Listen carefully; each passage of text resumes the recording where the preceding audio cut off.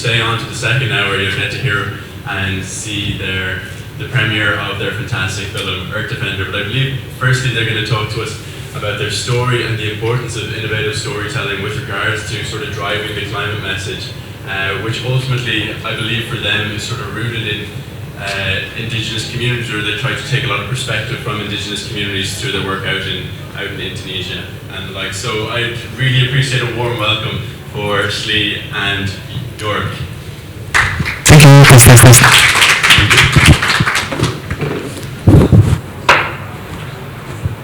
Thank you everyone for being here today. We faced some fun technical issues today. So we're going to improvise a little bit, and we're going to be dependent on the slides here. So let's go to the next slide.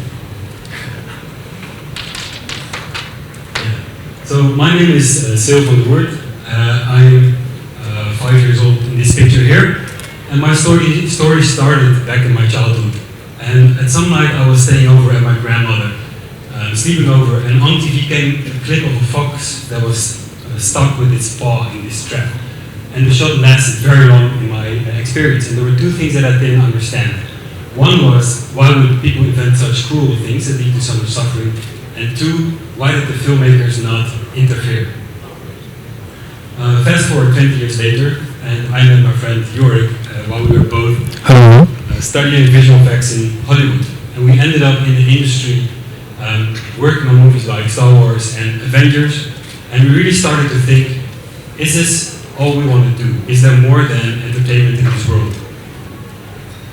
And we started to think, like, how can we use everything that we have learned, specifically in filmmaking and in visual effects, to serve that which is greater than ourselves?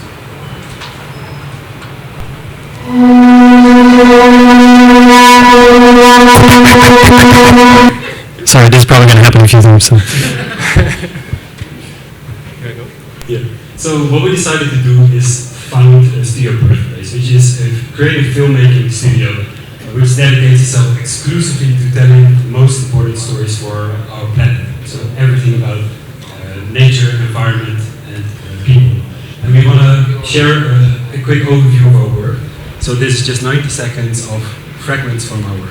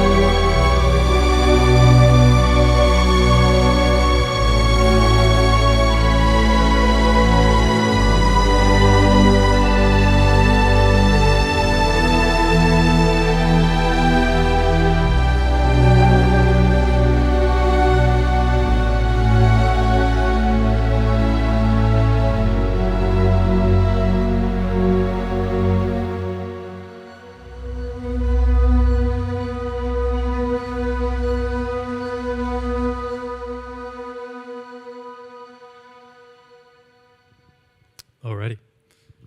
Next slide. Cool. So as you can see, we are really working all over the world across all of the many topics that we find need more exposure and we need to pay more attention to. And really, we are a team of filmmakers, producers, go-getters, but really just people who want to see this world thrive. And you can see we really don't shy away from working in crazy conditions. South Siberia, we make films completely underwater or in active sulfur mines. Next slide. And our purpose really is to tell Earth's most urgent stories. That's really the mission of Studio Birthplace. And we use our filmmaking background working on big Hollywood films to bring a lot of things that we've learned to this mission. And that's what we really want to talk about today. Next slide. So one of the things that we really try to implement in all of our work is how do we first think about how do we tell these urgent stories and how do we bring people into these really important topics. And that is by telling stories that create awareness. And through that awareness, we try to create engagement with the audience. And once that engagement has been created, we can try to turn that into a movement. And through movement, we can create real world change and real impact. And that's really what we try to achieve with a lot of the work we do.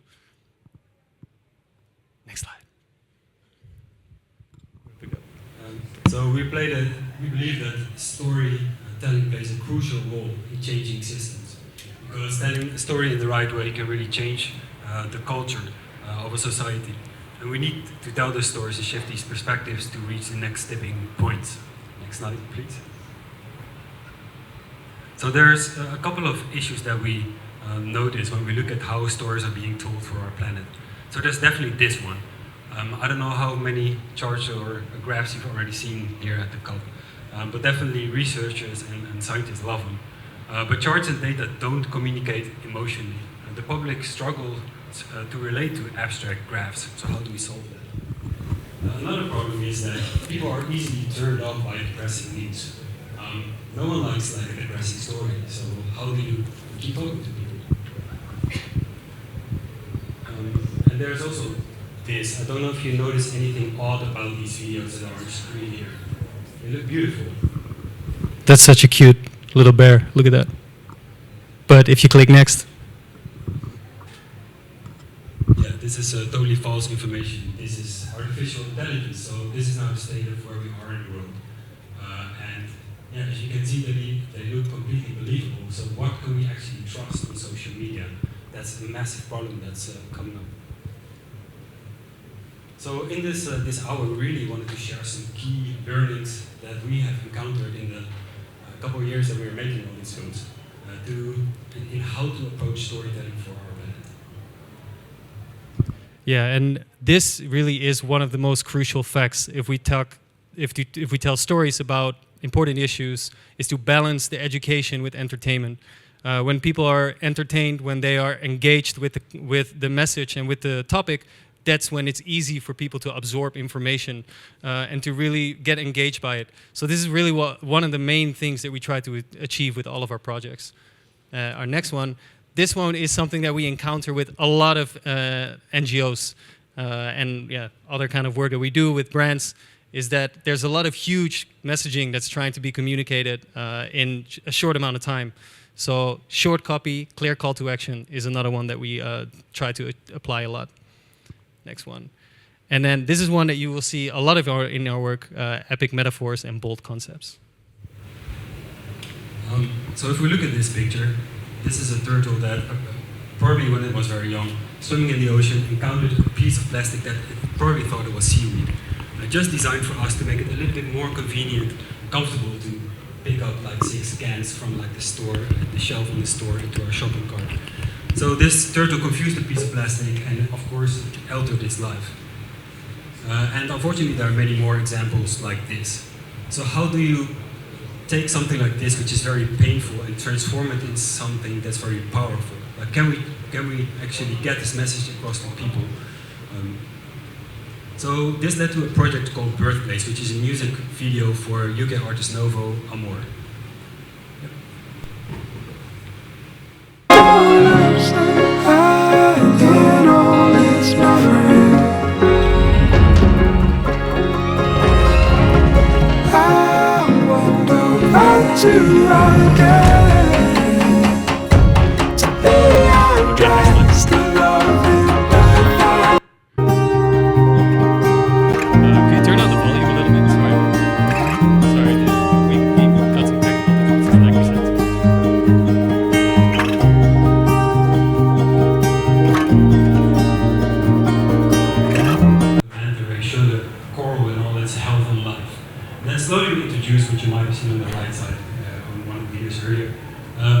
something that looks like a jellyfish, but it turns out to be a piece of plastic. We really designed this whole thing to first make the viewer fall in love with the beauty and then kind of break their heart almost and introduce that we're actually polluting out this beautiful world. And then we ended up building this giant wheel, 30 meters long, entirely constructed of plastic waste. Next slide. That was sourced by...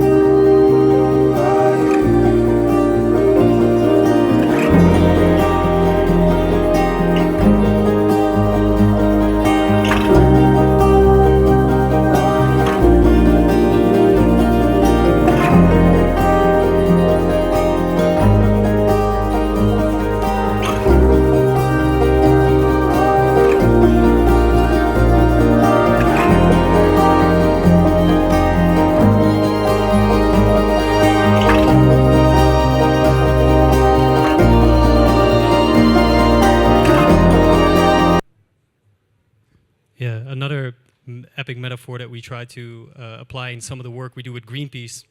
If you go to the next slide, you might know this image from a very famous movie with Jim Carrey, The Truman Show. And in The Truman Show, at the end of the film, Jim Carrey bounces into the boundary of his fake world, his imaginary world, and enters the real world. And we use this metaphor to kind of explain to people what a lot of big polluters do when it comes to greenwashing. Like, how do you explain greenwashing in a visual way?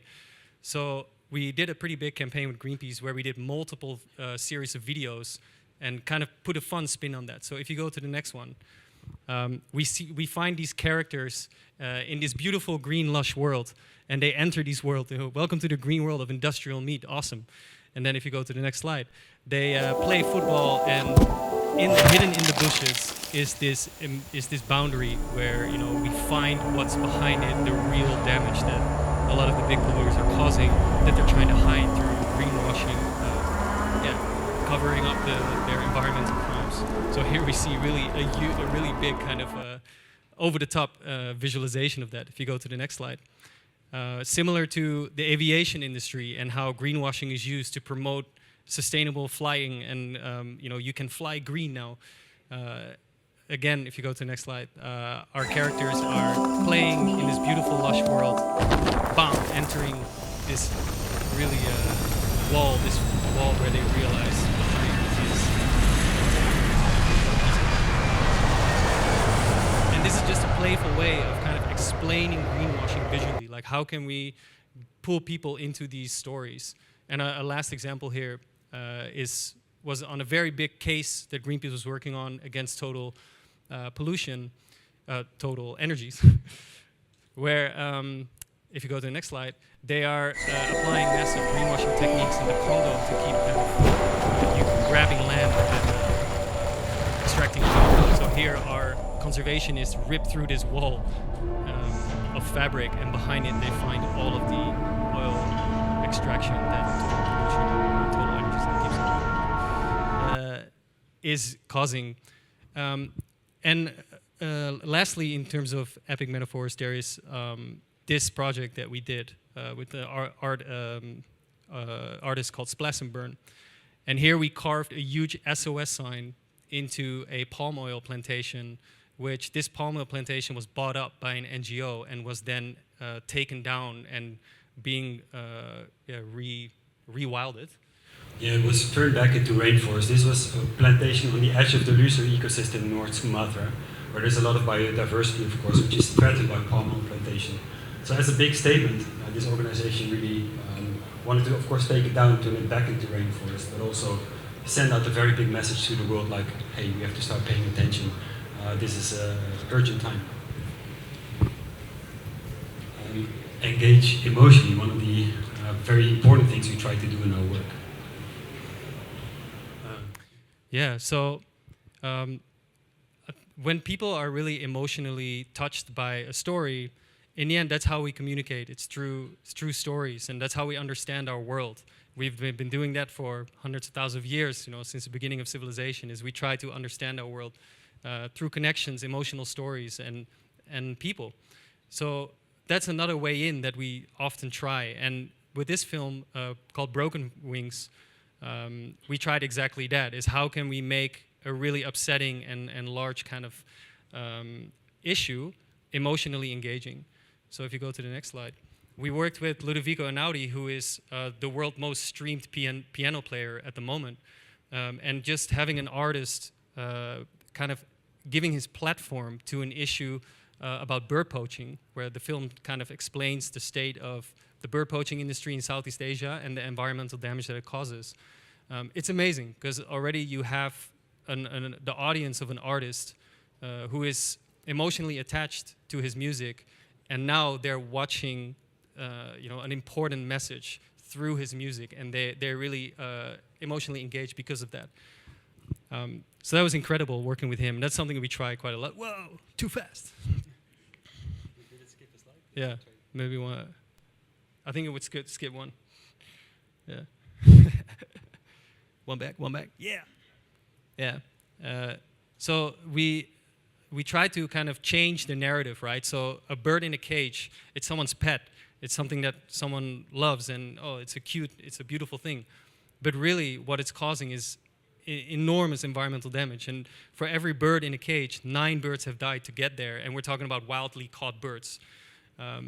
And it must stop. So how can we kind of change that story? Yeah, it's really about changing the perspective of people, because a bird in a cage is cute or funny, and in Southeast Asia, often a bird is bought to keep an old person company. But it's of course very damaging for ecosystems, because birds play a crucial role. They have their own families, they spread seeds and all of that. So can we really get that across to people? Can you go back one? Back one more. Yeah. So this is the trailer of the film. So the full film is actually out on Waterbear Network and also on YouTube, so you can check it out. So we'll just show a brief trailer.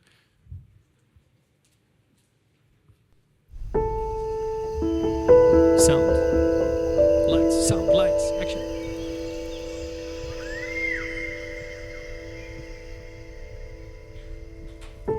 Il canto della natura sta svanendo.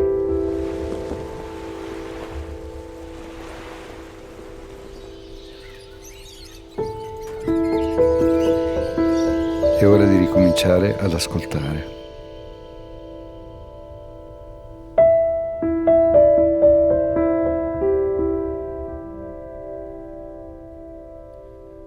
Go check it out. All right, next slide. And next slide. And next slide. Yeah. So another example of changing the narrative is this project called Jungle Heroes, which is a game that we're developing. Yeah, let's go.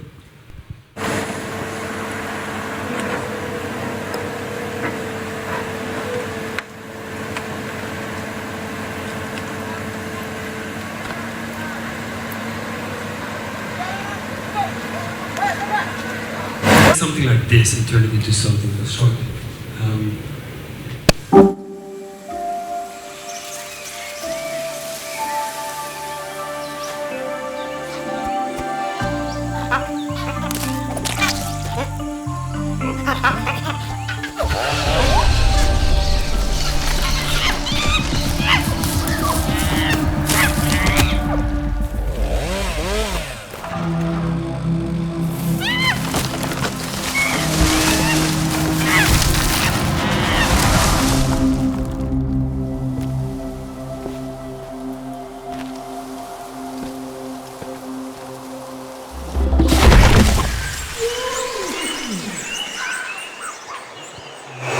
Opening of the game that we built. One big question we had when we were looking at other games is how come we are actually starting so many games with chopping a tree? Why do we teach kids to chop a tree? Shouldn't we teach them to value trees instead? Often the tree is just being chopped to build a building for humans. So can we really change that narrative? There are 3.3 billion gamers on the world. That's about 40% of the world population. And if you can move players towards thinking about climate solutions, what could we actually accomplish? Next one.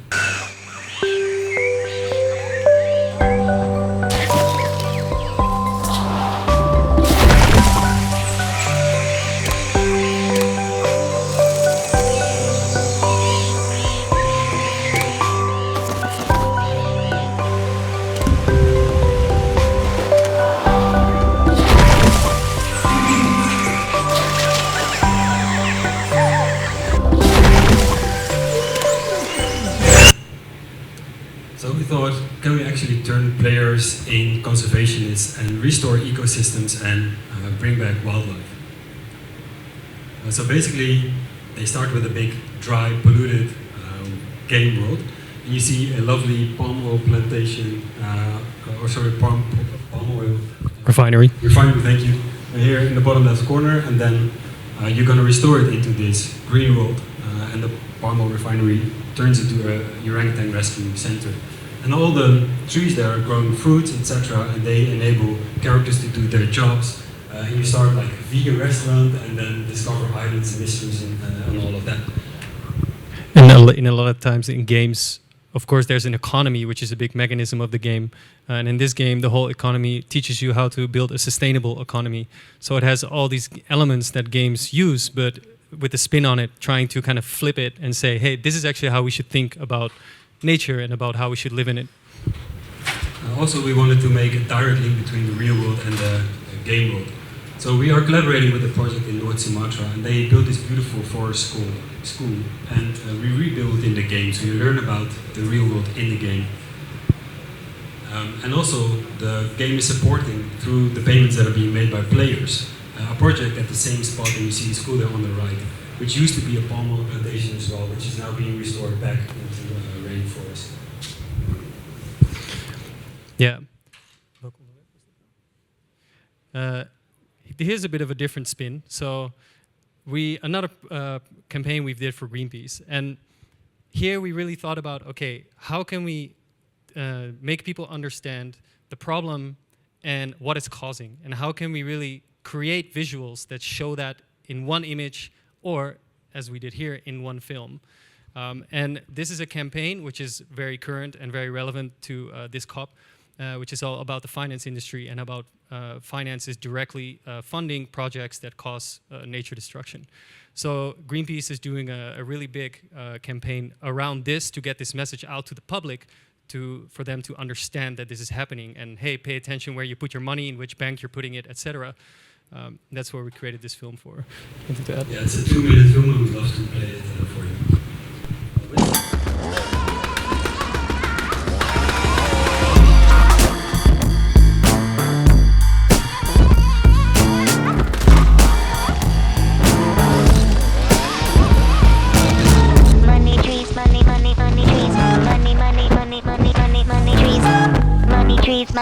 Money trees. Yeah, it's a sick joke and it's dead funny. To the bank, we'll be laughing till we all fall down. Comes with the territory, big bite, no bark. Do I know you? Have I seen you around? Measure the ground, now gather round. Listen. Money trees, money trees. Share money. I make good money, but never enough money. So I build you up, then I cut you down to size. Money, got signs in my eyes. Greedy boy, big trunk, fat bottom lines. Yeah, spread it around. Suck it dry till the leaves turn brown. Reap what you sow, branch out, portfolio. Fire glow, money tree grow. Money trees, money trees. Money trees. Money trees, money trees. When the fire dies and the smoke clears, I see red skies. Yeah, I'm done here, let the rain flow. Suitcase heavy milk and honey. Runny, goodbye, let's go. I'm flying home, but there's something I need you to know. No more money trees, sorry. Not sorry, I need them all. Money trees, money trees. Can't do nothing, sorry. Money trees, money trees. Too late. Greedy boy, logging out. Peace. Money trees, money trees. Money trees. Money trees, money trees. Money more.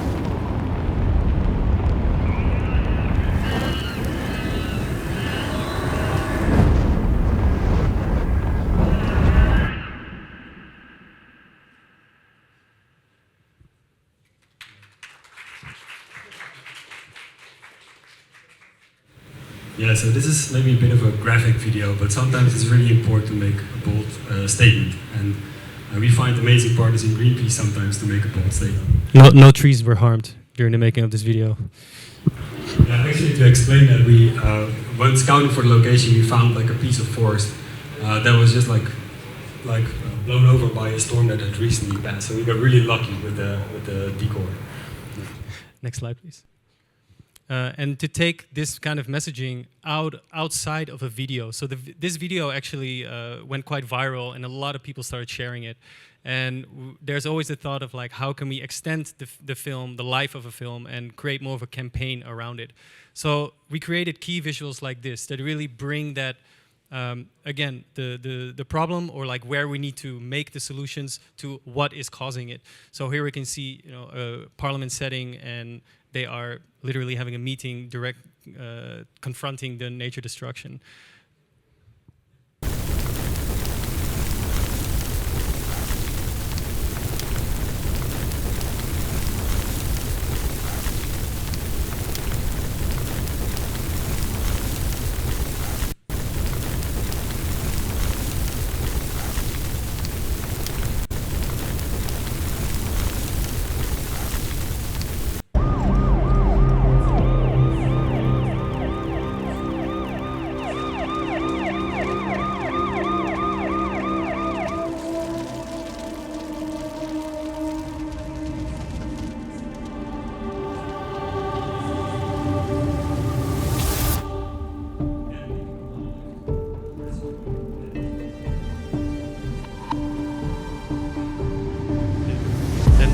Desde criança sempre chegou a situação, eu quero resolver. Só que antes era só a Paula e hoje é a equipe. Todo o resgate é 50-50. Então eu tenho 50% de chance de insucesso. E às vezes a gente perde, né? E competidores não gostam de perder. Isso cansa muito. Essa busca cansa muito. And that's in a way how we're trying to solve a lot of the communication between what's happening out in the field and how we can think about solutions. Mas você vê.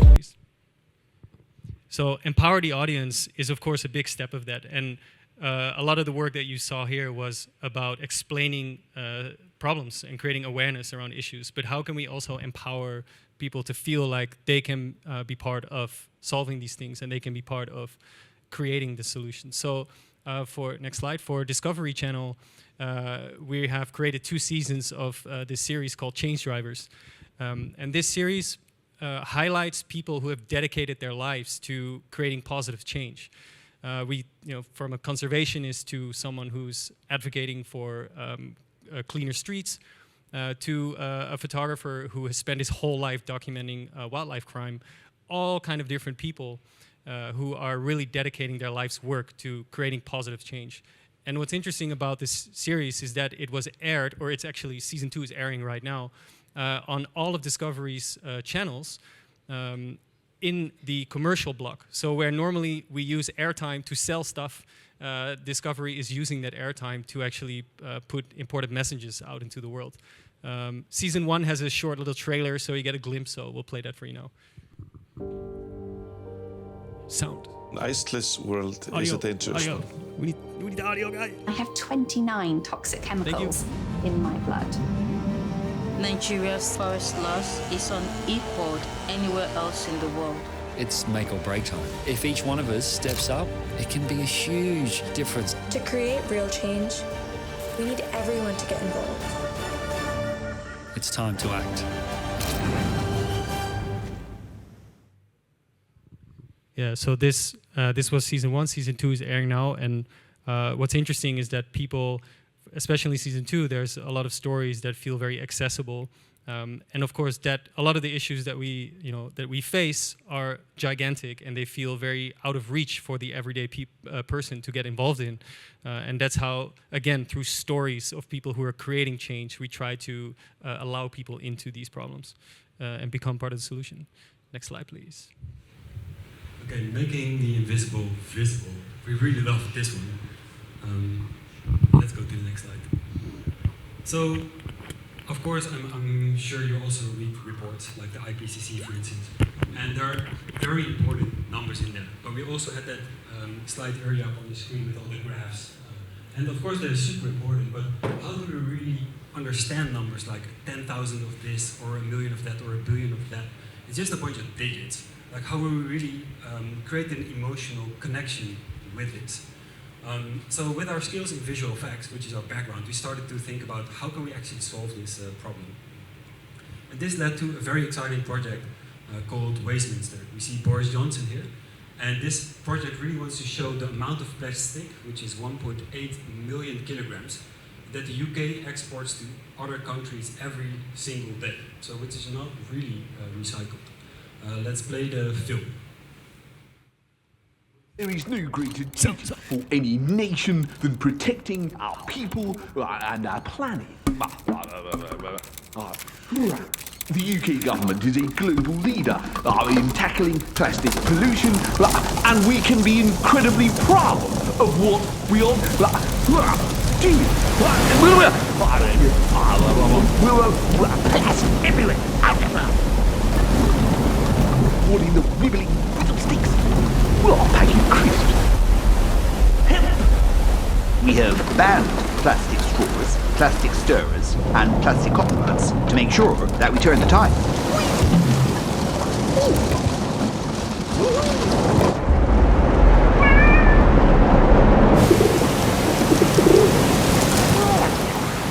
It is time for the world to truly wake up to the damage being done to the environment and the sheer volume of plastic that is dumped. Let us secure the very health of the planet for our children, grandchildren, and generations to come.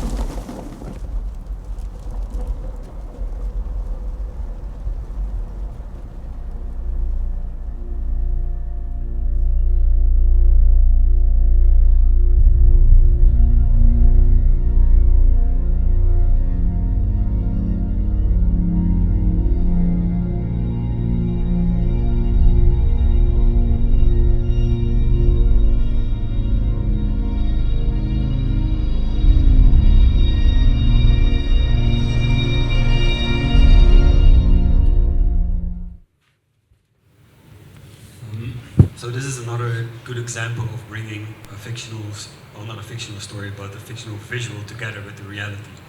So everything that Boris said in this video is stuff he actually said or wrote in official press statements. So we didn't put any words in his mouth. These were his claims. And we chose to use mannequins, dummy puppets basically, because it allows us to have a little bit more fun with it. Like, we couldn't possibly do this with real people. It would be too complex, too expensive, but also people might not appreciate it. So we created a good excuse for ourselves. And how we go about like depicting a number like this, like how do we get to that mountain of plastic? How do we know how much that is? So luckily there was a school project in the UK which collected about 20 bags of UK plastic waste and started separating it. And I'll fly through these next slides. So there's all these different food categories: yogurt cups, food containers like candy wrappers, coffee cup lids, credit cards, toothbrushes. So we identified about 150 different items, which we all remodeled in 3D. And then, next slide, we started to look at all the empty weights of all these items, and also at the quantities that they were found in the plastic waste. And that gave us a calculation that 1.8 million kilograms of plastic waste resulted in about 66 million pieces of plastic waste. So that's really too hard for computer simulation to kind of like simulate. So we started bundling them in balls of 1,000 items. We started dropping them on a very blocked out version of Downing Street. Next one. And this kind of, also, yeah, we looked at Google Maps and rebuilt Downing Street in 3D, if you go to the next slide. So this kind of simulation is also technically something that really wasn't done before. So some of our projects, we have to develop new ways of using software to get to the visual results, to show this data, to show people what's going on in the world. So here you can see the balls of 1,000 items, and here's the final simulation of what this mountain of plastic actually looks like if we put 1.8 million kilograms of waste on top of Downing Street. The project went viral through a combination of ingredients. Of course, there was the celebrity Boris Johnson. We had humor, this visual that people never saw, a famous location. Yep, let's go to the next. And it was covered widely by the media. And also Larry Cat, who's a actually famous resident of Downing Street, who has his own Twitter account, posted about it. We got Tom York posting about it. Greenpeace did their own live stunt. It was picked up by the industry as well. And then exciting things started to happen. So kids started to protest in front of Downing Street on the previous slide, but also it helped to get to 500,000 petitions that were delivered at the very same Downing Street that we showed in our film. But the most exciting thing is that this film contributed to changing the law, so it had an actual and direct impact. Turkey was the main importer of plastic waste, and up until April or March they were importing about 45 to 50%. And then the film was released in, due to a combination of articles and research done by Greenpeace and the film, they stopped the import of plastic waste. They actually put a ban on it. Yeah, and it kind of proves the whole concept of like using a piece of media that has a bold statement, but a really exciting way to kind of allow people into these topics, that it spreads and it creates momentum for whatever campaign then can travel on the momentum and try to push for legislation or new law, etc. And this was a perfect example of that really working out. Next slide. Another film that we did with Greenpeace, you can see we do quite a lot of work with them, is actually trying to step into a real world event. So for the Rugby World Cup, it was the main sponsor of the event was Total Energies, and we created this film Total Pollution, where you want to jump in on this one? Yeah, we created a Total Pollution film to really visualize like how much oil is actually produced by the oil industry. And can we visualize that and link that to this event? Like, should actually sports be sponsored by something like oil? And let's take the Rugby World Cup 2023, sponsored by Total Energies, is about to get underway. Millions are watching around the world to see the game we've all been waiting for. France versus three-time champions, the All Blacks. And we're off. But wait a minute, what is all this? What kind of move is that from Total Energies? I don't think that's in the rule book. The fans are out of their seats. Unbelievable. Surely this is foul play. Oh, Total Energies is spilling right through the defence on both sides. Oh, that's a nasty tackle. A red card for sure. Oh, this is the dirtiest game I've ever seen. Wow, wow, wow. What is Total Energies even doing here?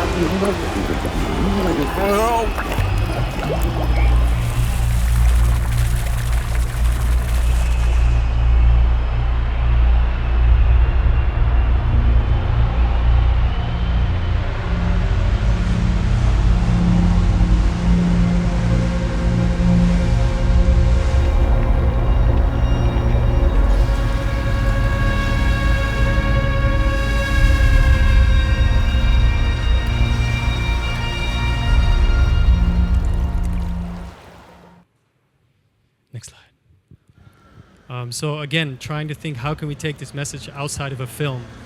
We created a filter on social media where you can use your phone and you can go to any Total Energies logo, and it kind of does what happens in the film. And you can post that and share that, and you can become part of the activism. You can become part of the campaign. If you go to the next slide. And this film actually was really annoying to the Rugby World Cup, to say the least, because again, it went viral quite a bit, and they came at Greenpeace with legal threats and tried to take down the video. They tried to stop it from getting released, actually. It was leaked before the release. And then once it was out, they tried to take it down with a lawsuit. But Greenpeace, they kind of said, all right, let's bring it. And they really played on to what happened here. So if you go to the next slide, the whole campaign got a lot of coverage because of this legal threat from the Rugby World Cup. It was featured on BBC, and there was a whole talking point about it, and it was in the local news in Australia, in France, in a whole bunch of different countries, and it really started the conversation. And because of this, because the whole rugby world started talking about this, why is a fossil fuel company sponsoring our sport? And that's a really good question. Why are these companies using your sport to kind of look like they're cool guys and they can keep doing what they're doing. And that conversation turned away the Rugby World Cup. They withdrew their legal threat. And yeah, it created a lot of noise at this Rugby World Cup. Next slide. Another example of a data visualization is a project called Back for Good for Cannibal Planet, which is a commercial project. And in this case, it's not about everything that's going wrong. Well, it's still about what's going wrong, but it really offers a solution in the end. Let's take a look at it.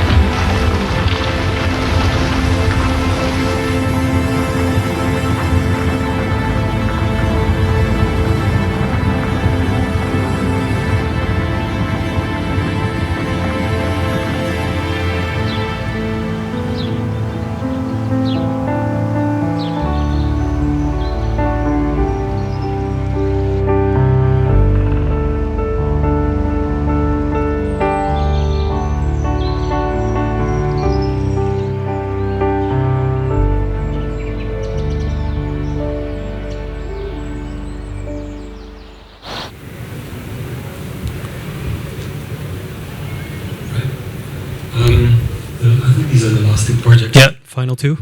They're for Woolmark. And for these projects, we collaborated with a big brand, which was very exciting because they have a lot of reach.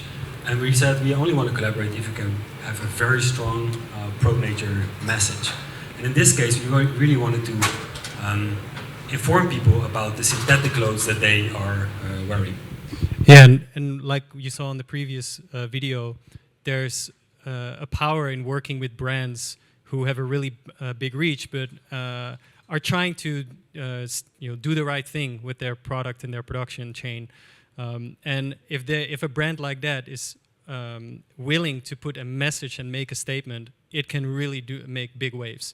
And these two projects kind of show that. So I think is this the full film? Yeah. Let's play it.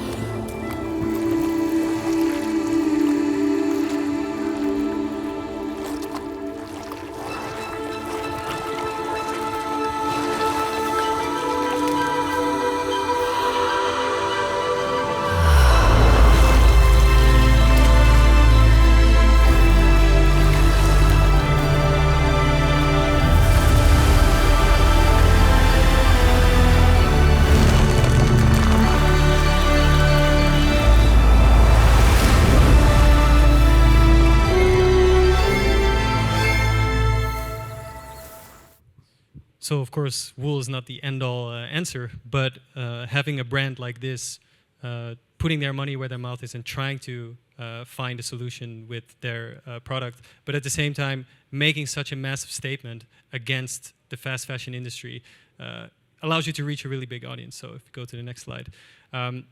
Again, thinking about how can it travel beyond a film. So there was a full campaign designed around it. And on the next slide, you can see a billboard that we created that ended up in Times Square, Piccadilly Circus in London.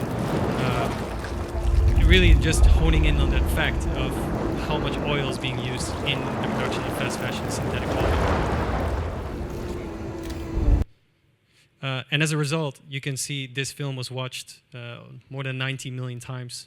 And it created a massive awareness campaign around the world, really. The client also extended it into Asia because of how well it worked. And it kind of uses all these tricks that we've been talking about through this talk, making it emotionally engaging with the visuals, striking metaphors, etc. And we have one more campaign that we did with them this year, which we'll show you right now. And that plays in, yeah, you want to jump in? Yeah, sure. I'm talking too much anyways. Yeah, maybe it becomes really relevant. It's really important to talk to the people of this time and to tap into the zeitgeist, really. So what we did for the follow-up campaign was actually focus even more on the message of synthetic clothing and actually reduce the time that we spent on the wool a little bit more. Yeah, next slide. So the follow-up was Wear Wool Not Waste. Let's take a look at how that panned out.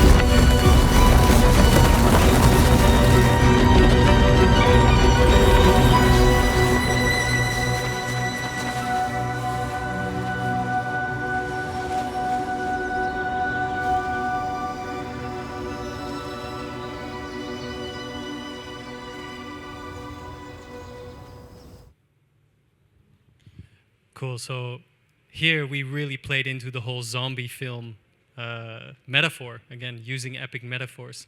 And it really touched the culture in a way. Like, people were sharing this like crazy earlier this year. And if you go next slide. 3, and 2, here's a little glimpse in how we actually pulled it off. Fun to see. So we created these big vacuum cannons. We shoot this practical clothing on set out onto our cameras.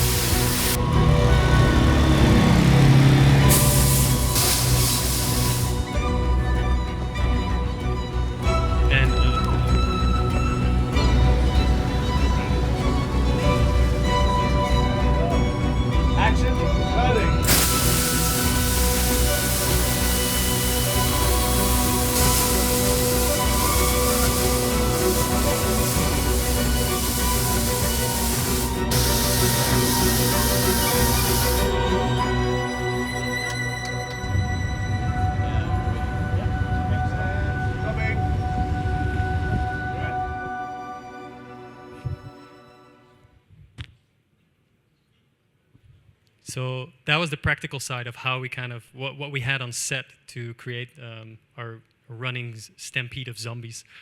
But then, of course, in visual effects, we had to add a ton of work to amplify and create our zombies. So we spent maybe 2 months developing the system actually on how they need to run and how when it collapses and that it turns back into a piece of clothing. So, of course, some of these films, like, a ton of work goes into it. But really believe that that's through this type of communication we can really reach a wide audience. People have become used to really high production value and really big effects and exciting stories, and the attention span of people nowadays is nothing anymore. So how can we really grab a large audience? We have to play that same game. We have to play the Hollywood and the entertainment game to get to the people with our important issues and with the topics that we want people to understand. So that's really what we're trying to achieve with this work. So it's almost 7, so in 3 minutes we actually enter our second hour, which is very exciting to us because it has the world premiere of our newest film that we co-directed together with Keenan. So I guess you can all ideally stay seated if you're interested to see what the film looks like. It will premiere in a couple of minutes. So maybe if we go to the next slide, maybe there's a minute or 2 for some questions from the audience while we get some chairs up on the stage. Or actually, shall we wait with the chairs and first play the film? We could. Any questions so far? Oh, okay, thank you. Yeah, thank you.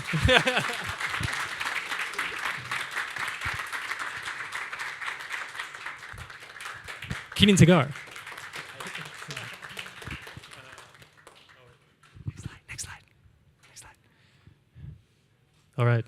We're super excited to bring the premiere of our new film, Earth Defender, and me and Sil, who have been on the stage for a little bit here, we have directed this film together with Keenan Tagar, and I'll hand it over to Keenan.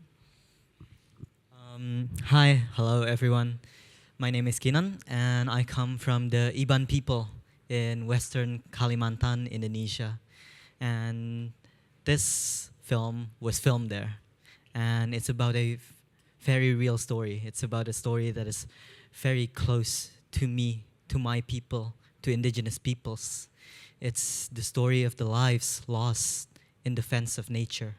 A story that I hope will be very relevant for where we are currently at COP. And yeah, is there anything that you want to add? I think let's watch it, and then we'll talk about it afterwards. So hope you guys enjoy.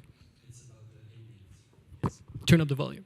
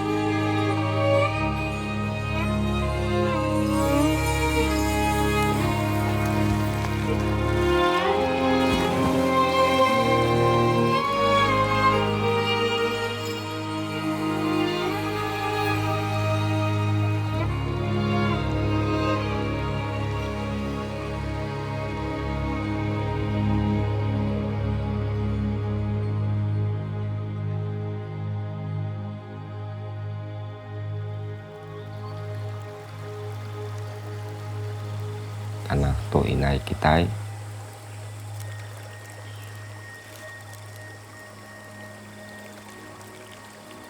Hutan to apay kitay.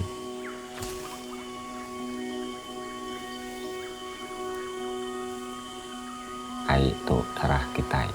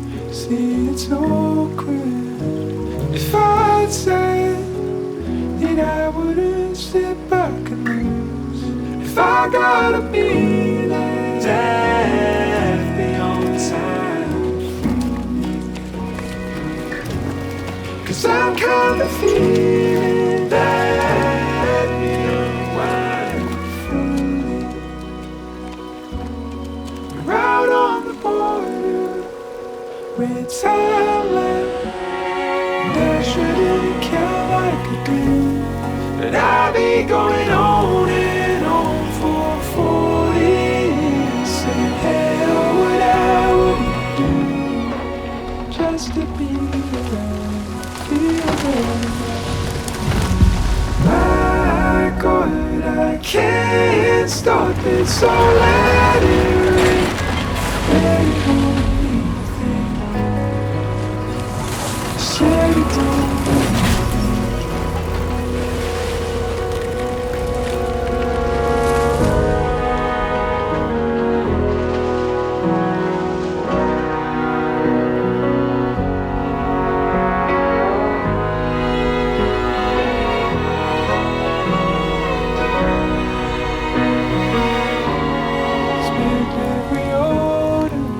Getting taller, all of my favorites are right to the corners of the border. I couldn't sit down if I got a feeling right outside. 'Cause I've been going on and on for all these years. What I would do just to make a sound, make it real loud. My God, I can't stop it, I'll let it win. Let it don't mean a thing. Said it don't mean a thing.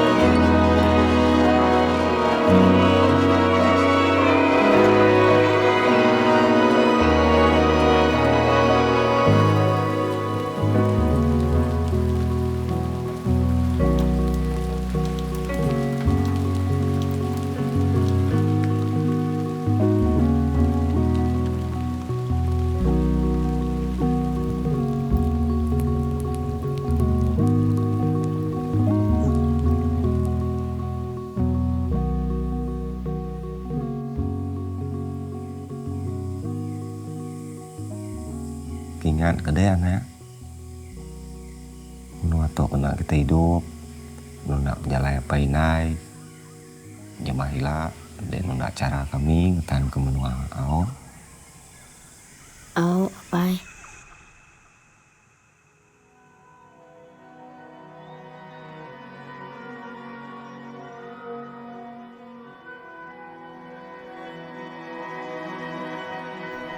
I hope for a world where everyone is able to be themselves. If we had the freedom to truly be who we were, we could have a huge impact in protecting the world from the ravages of human-caused climate change. Indigenous peoples are at the front line protecting Mother Earth. We want others to allow us to contribute more to protect the Mother Earth by recognizing our rights. Mari kita sama-sama menjaga dan merawat bumi karena itu adalah tempat kita hidup, itu adalah rumah kita bersama yang harus kita jaga, yang harus kita rawat keberadaannya dan harus tetap ada sampai kapanpun. Our ancestral knowledge, our indigenous knowledge is not outdated, but it transcends generation, and what we need to do is to go back home, understand the values and what really it means to be an indigenous person. To not have to conform to notions of who we should be, what kind of development we need, what kind of infrastructure should be built on our land, to be able to determine all of that on our own, and to be prideful of that fact, of our own identity, to be unapologetically us, unapologetically indigenous.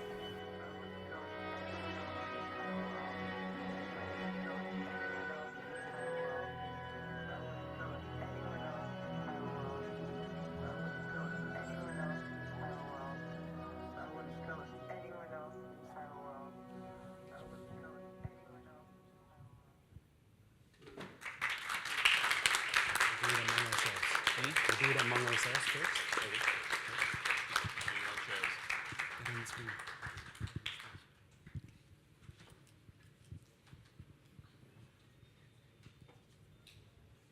That was Earth Defender, a story that is incredibly close to our people, to my people. And whether we like it or not, and believe me, we don't, this is the reality that is happening, not just in my community, not just in Indonesia, but throughout the world, to everyone. Like you saw in the film, every 48 hours, every 2 days, an Earth Defender loses their life protecting nature. It was this statistic that brought us to make this film. What we wanted to do was twofold. One, we wanted to humanize this statistic to show that the numbers that you see, the lives that are lost, are not simply numbers. They're something more than that.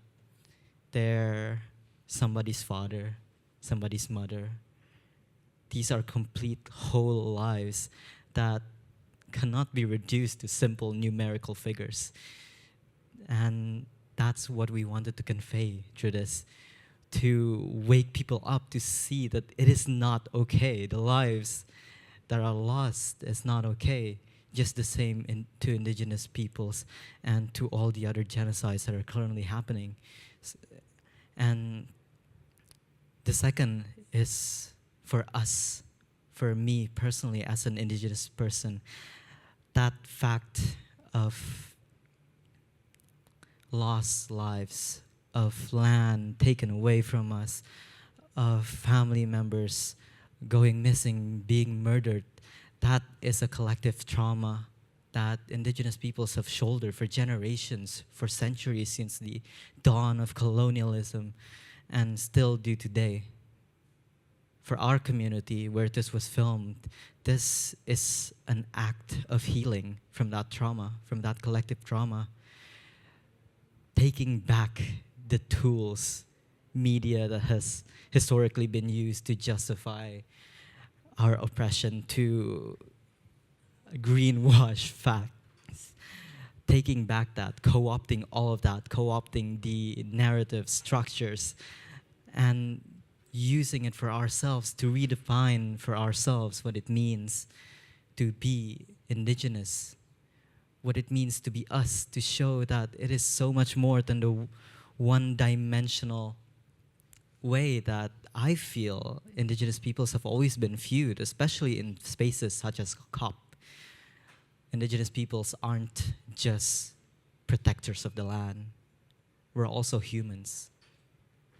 We also have all of those rights. We have the rights to live, and we want it to be recognized as such, which is why the final message of the film is to protect the rights of our protectors, protect the rights of the people who are stewarding the land, and to humanize them. That's, to me, is the message of the film. Thank you.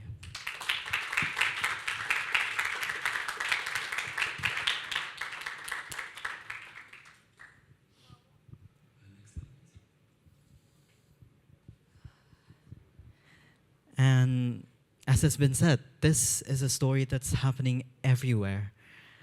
I want to take one example back home in Indonesia of just the absolute state of destruction, of murder, of genocide that happens not only to the people but also to the culture.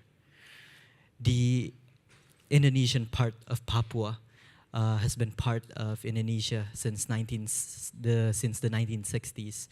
And that was a decision that was made very controversially, to say the least. But ever since then, gold mines, forests, logging, palm oil, all of that has been a reality for the people living there. And it's something that doesn't seem to be slowing down. It's something that seems to go exponentially, unfortunately. The statistics that you saw might become outdated in the worst possible way. And that's something that we do not want to happen. That's something that we want the world to recognize, that we want people to hear, to see. right now what's happening there is that they're opening up 2 million acres, 2 million hectares of forest, of pristine forest, land that belongs to a people. One of the campaigns that's going on in Indonesia right now is just simply saying that Papua is not empty land, that there are people who live there. There are people who have families. There are people who live lives, who live their life the way that they do, that they are humans, that we are taking away this fact of their life forcibly, without their consent, without their participation in the decision-making processes. And it's not something that is slowing down. We need urgent action to be able to stop this. And the very least that we can do through this media, as has been said previously, is to show it in a way that really emphasizes the humanity of it all, to emphasize the destruction, to paint a picture of the destruction that is happening here, to paint a picture of the statistics that we have seen, the deforestation rates, and to show the people. Next slide, please. And these are the statistics, if you could go through it. In 2023, 196 land and environmental defenders were murdered globally, and 43% of them identified as indigenous peoples, marking a significant portion of those killed while advocating for environmental protection, for advocating for the very thing that they value the most, for defending the things that they regard as the very essence of their identity. To me, for me personally, as an indigenous person, there should not be a divide between what is considered as nature and what is considered as human. It should be something that is connected. It is something whole, and it should not be ripped apart the way that it has for so long. That is what we are trying to protect. That is what my community, my home, Sungai Utik, the village that you saw in the film, has been doing since the 1970s, which was when the first logging concessions started coming into our community. My elder, my grandpa, and my grandma, they literally put up their bodies. They put it on the line, protecting this. When I asked them the reason that they did that, it was for us, for me, for my generation, and for the generations to come. It was for the future. They often said that if we sold the land for money, if we sold the trees for money, then when the trees have run out, so will the money. We won't have anything left. And there's something very beautiful about that simple yet incredibly deep logic that underlies it. This importance for the future instead of the now, instead of the importance of profit, etc. That's something that my elders had thought of since the 1970s. And it seems right now what we are doing here at COP, at all of the conferences that we're having, is we're backtracking. We're starting to finally realize those facts and hopefully acting on it. All right. And these are more of those statistics. Between 2012 and 2022, more than 1,910 defenders were killed worldwide. And it's very much the same story, going from country to country, from year to year. And we're not seeing much progress in it. Do you want to add? Yeah, we can watch the making things. If we go to the next slide. Next one. So we're just going to skip through this a little bit. We want to show you guys a little video that dives a bit deeper into the process of how we created this film and how the collaboration especially was done between Studio Birthplace, between us and the indigenous peoples of Sungai Utik. And also diving a little bit deeper onto what is really an Earth Defender. Okay, next slide. Next slide.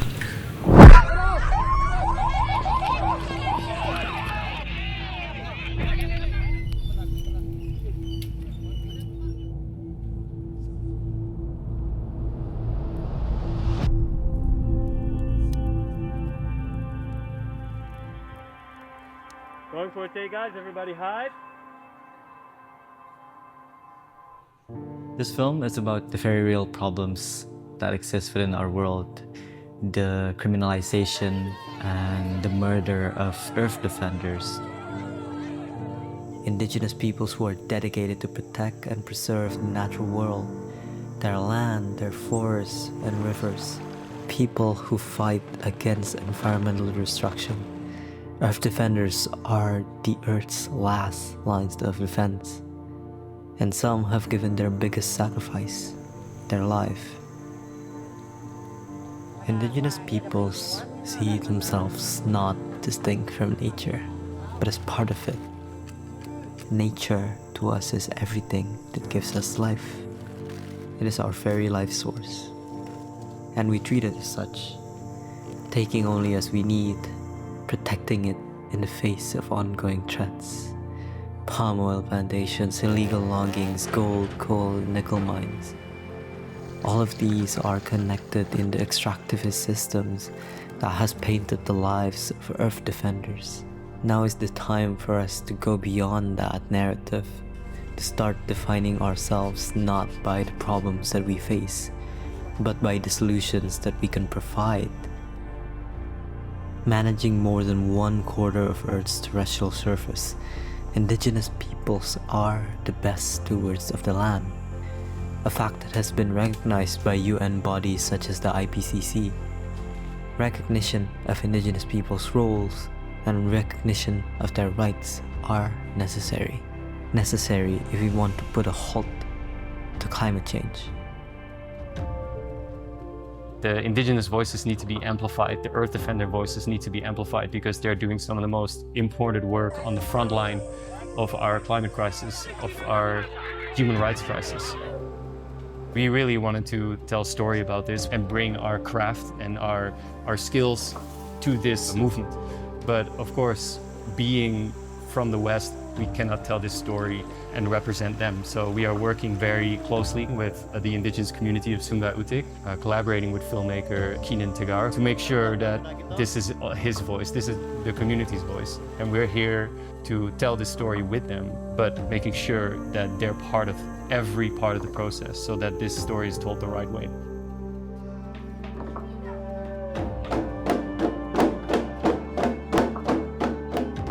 I think these kinds of collaborations are really important. I think one aspect that was handled incredibly well here is just how they took into account Indigenous peoples and having it not just be a token item really, which is what's happening in a lot of different spaces, you know, just having an Indigenous people there to say that, hey, you have this representative.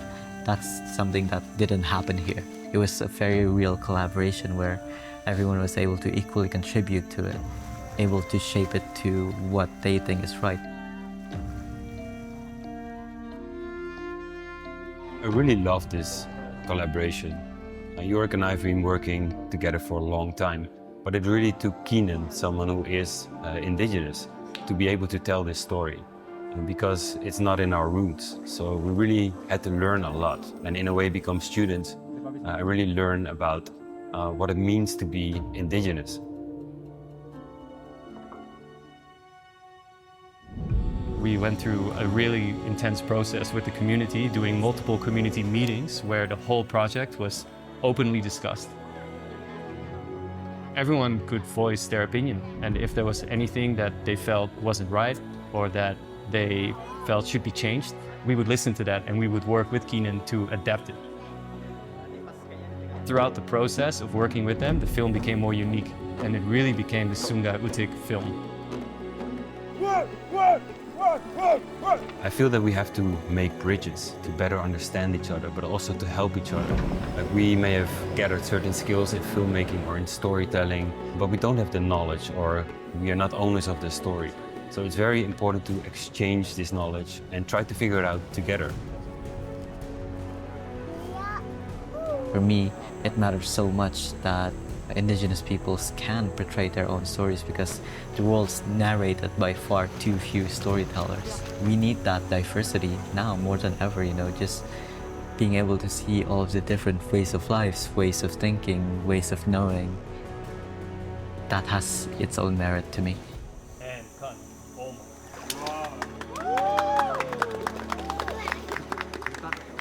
my. Nabi. Wow.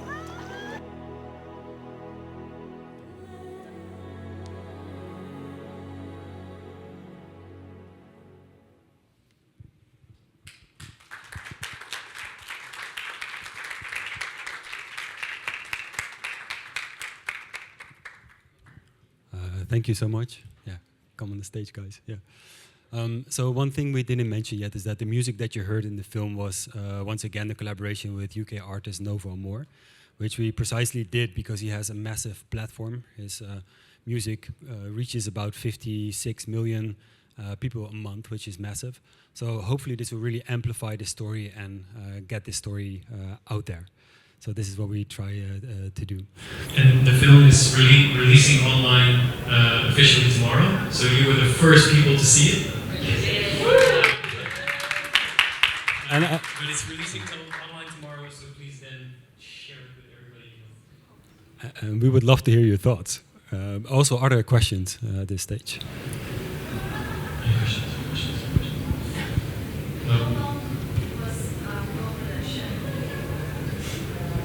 How long was the production?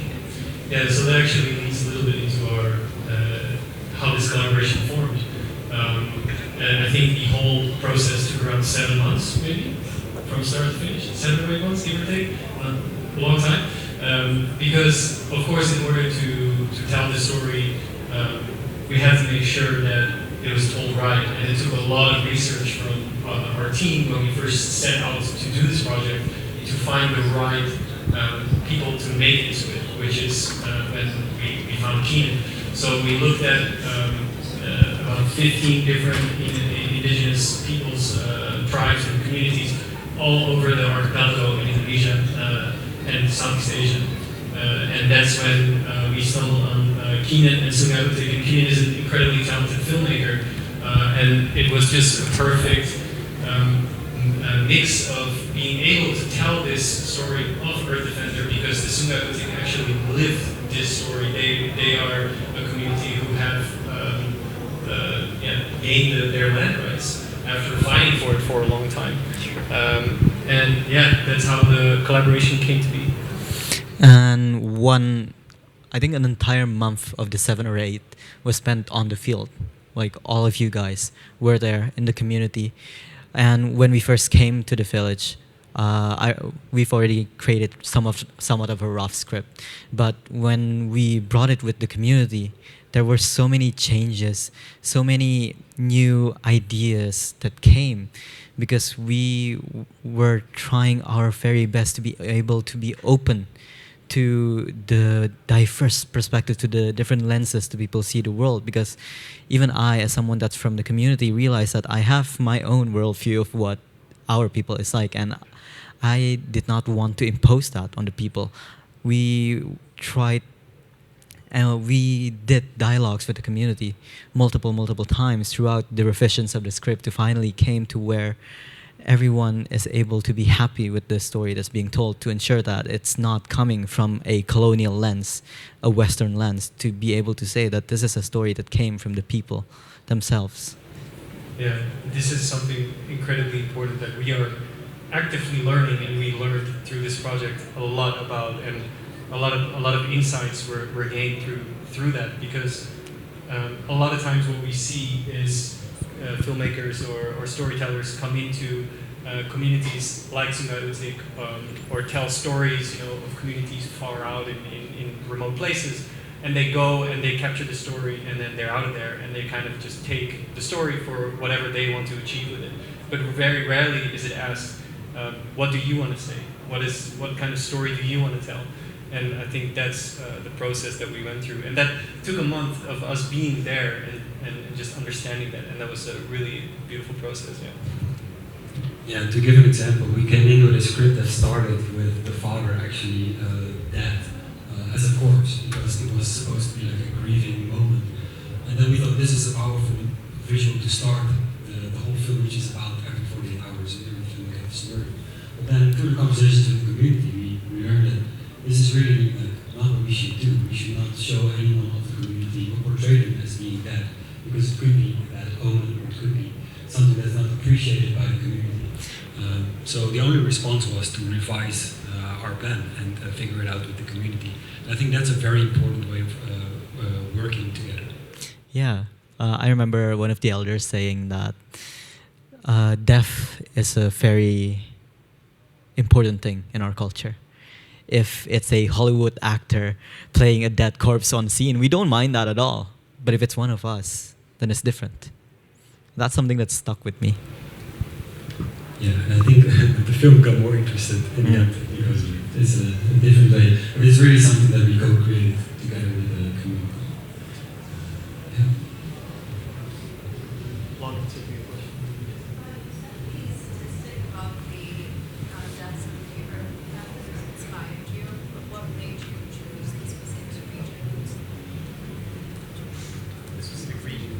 Why specific?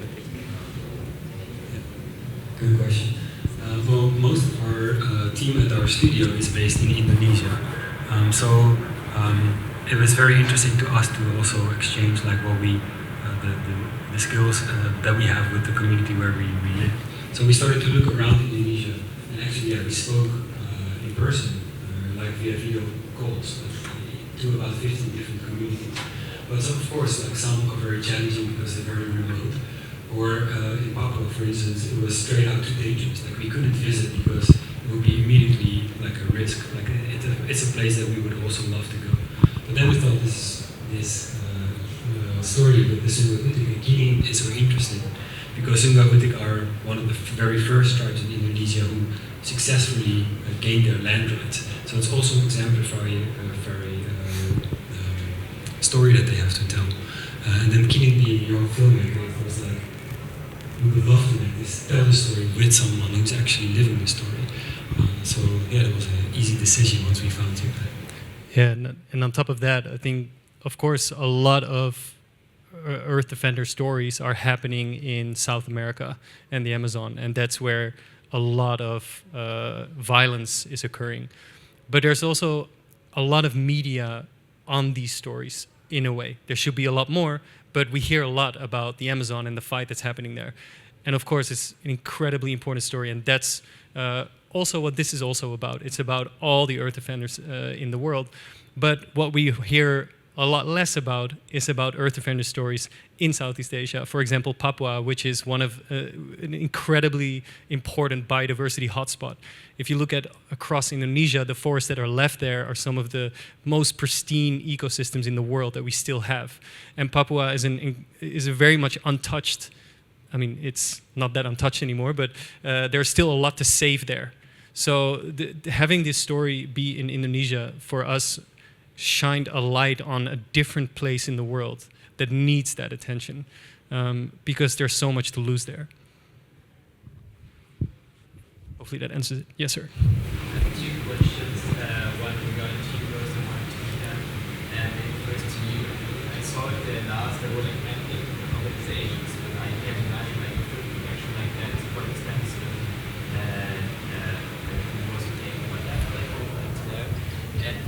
And second question for you, Kinan, what was like, I don't know, what was really unexpected for you when you were making this movie together with them? What was happening during the production? I don't know, which was like something interesting for you, or I don't know, like something you were really not expecting in this whole process. What happened? Cool. I'll quickly jump on the first one, because the organizations that you saw, they are impact organizations who are doing vital work with the local communities and the indigenous peoples of the archipelago. And for us, when we do a project like this, we try to find ways not to take money from those kind of organizations because they need it. If anything, we're trying to raise money for them. That's what a lot of purpose is for these projects. So we were lucky to work with what Sil mentioned, Nova Amor, the artist who has a really big audience, and he was his label is the one who funded this film and who allowed us to create a project like this. And then the organizations that you saw, Aman Global Alliance, Haka, they are what we believe the right partners to amplify, to put their logo, their name on it, to draw people to their causes, because they're doing really critical work in the region. Yeah, this is actually not the first video we did for Nova More, it's the fourth one. One of the other ones was the one with the wheel on the water. And it's been such an amazing collaboration with the artist because he also felt inspired by the ideas that we were bringing to him, all these stories pro nature. And he actually started to look at his whole touring schedule and started to produce his whole tour differently, really to have much less impact and live the story. Like one of the things he did is that the records that he printed, they were actually made from all the leftover bits that usually records are pressed from. There's the waste material, this can be remelted. And that became his new record. So all those records from that album are having a different look because they're just like from whatever scraps were available at the time, printed from that, pressed from that. So and then like he really started to like what we were doing, and then said, I just want to also support you guys in making this film and lend my music to it. And he took an amazing backseat in that process, really allowing us like any decision is yours to make on telling the story. I just want to be here to amplify it, which was a dream to me. And then for the second question, what's the most unexpected thing during the process? And I would say for one, that how it came to be was pretty unexpected. Like one day I got a notification in my inbox like, hey, we're at Studio Birthplace, we want to make a film with you. And then a couple months later, we're here premiering it. So that was unexpected. Moral of the story, check your inboxes. Who knows? Yeah. But also, I think just how big the possibilities were with this project. Like when they first came to me, they had a rough idea, but we really shaped it together into something that to me is really unique. To me is something that I've always wanted to make. For instance, like you saw the excavator in the film. Like we rented an actual excavator for that scene. This machine that has always been a symbol of destruction to me, a symbol of the oppression of indigenous peoples, of the excavation, literally, of land. And using that imagery, taking it for ourselves, really, redefining what it meant to us and using it here to come up with a brand new idea of what it means to us. In the sense that here, it's no longer something that is to fear. It can be seen as something that you have conquered. It can be seen as whatever you want it to be. And that's what's so liberating to me in this format of like a music film that's kind of fiction, but also based on something that's completely true. Because what it allows us is to enable us to have this imagination of the different possibilities of this utopic future that is possible. And it allows us to visualize that imagination, to, in the process, also redefine what it means to be us, to be, like as the film said, unapologetically us, unapologetically indigenous. Yeah.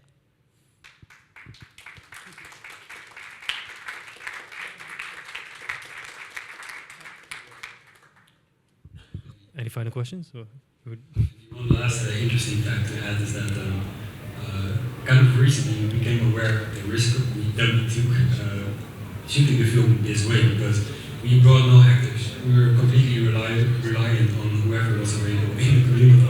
We were so lucky because the community is about 250, 300 people. And we were so lucky to find this amazing father and son who were actually star actors and who carried the whole film.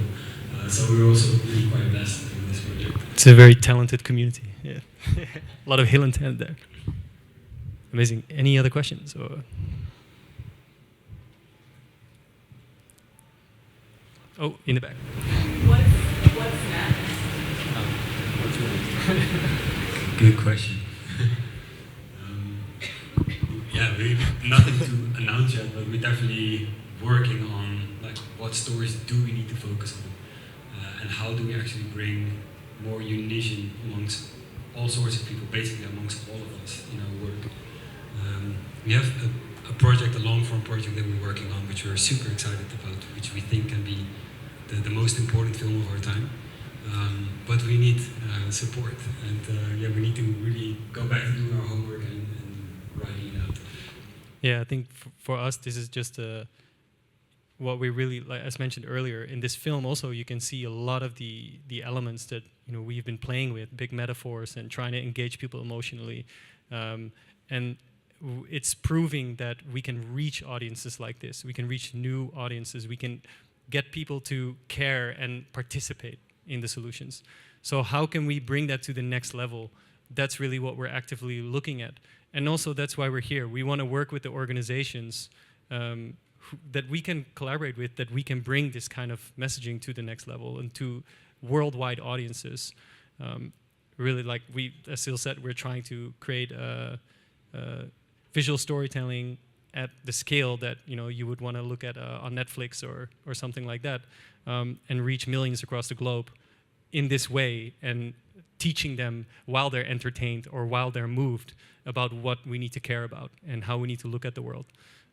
So that's our mission, and hopefully we'll continue to do it. Hopefully. And lastly, this is a film that was made for change. We want it to be used as a tool for advocacy. We want it to be used in communities. We want it to be shown in indigenous communities throughout the world. That's what we plan to do with Aman in Indonesia, to show these films in all of the different communities. Because first and foremost, personally, I don't know about about Jorik and Sil, but for me, this is a film for indigenous peoples, by indigenous peoples. That's the most important thing for me. And what we want is for it to be able to be used as a tool for advocacy. So if any of you here is interested in having community showings or in your own organizations in whatever form it may be, that is something that we would be very open to. And it's going to be live on YouTube tomorrow. Yes, correct? And yeah. 9 p.m. UK tonight. Yeah, so actually Keenan brings up a really good point. If you want to do a screening with this film and bring it to your local community or your organization, reach out to us, because we will send you a file to show it and give you more information, because that's what this film is for. It's to reach a wide audience and to bring people into this narrative and engage with them. So do please reach out to us if you want to do that. Thank you everybody so much.